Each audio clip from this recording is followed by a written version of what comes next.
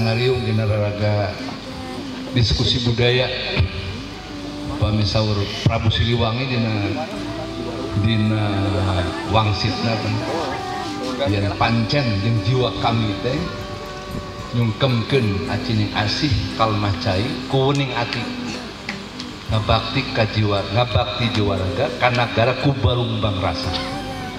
Jadi priyogina diskusi budaya kangge ngalempengkeun hati urang kabersihan rasa urang dina raraga ngawangun nagara.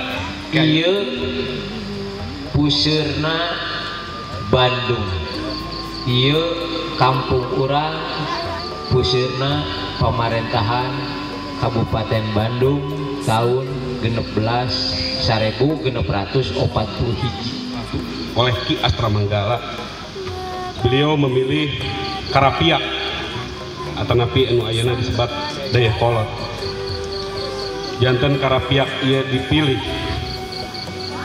ngurus tradisi galuh. Janten pami urang ngadamel puseur pemerintahan kedah dikawitan ku aya titik anu strategis di mana aya pertemuan dua sungai anu disebut Bojong. Panginten ieu anu merkuat perkawis Bojong Asih. Masyarakat sungai agraris dan maritim adalah masyarakat yang bisa mengubah tatanan dunia. Mudah-mudahan kedepannya kita juga bisa melakukan perubahan dan itu dimulai hari ini.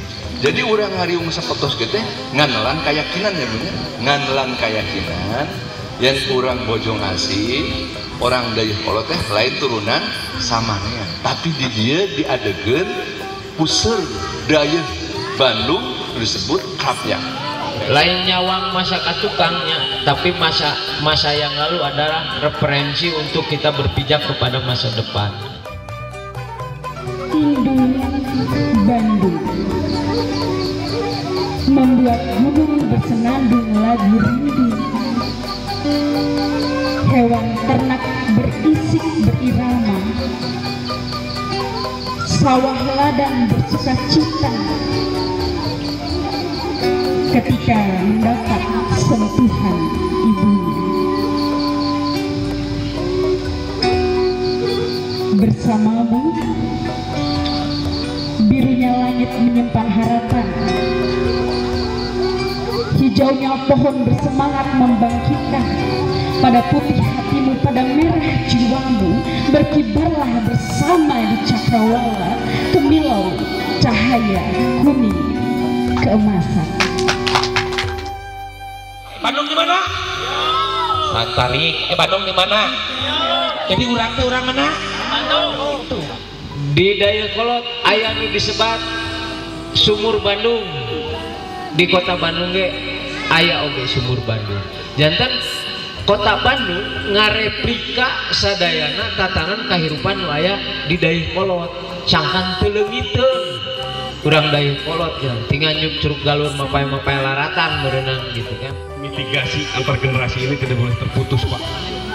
Luar biasa gerak lokal di hari ini di Bandung yang ke-379 tahun ini kita kembali ngeguar menjadi Indung Bandung. Bandung ini adalah Banda Indung. Banda Indung ini adalah sumber dari kehidupan.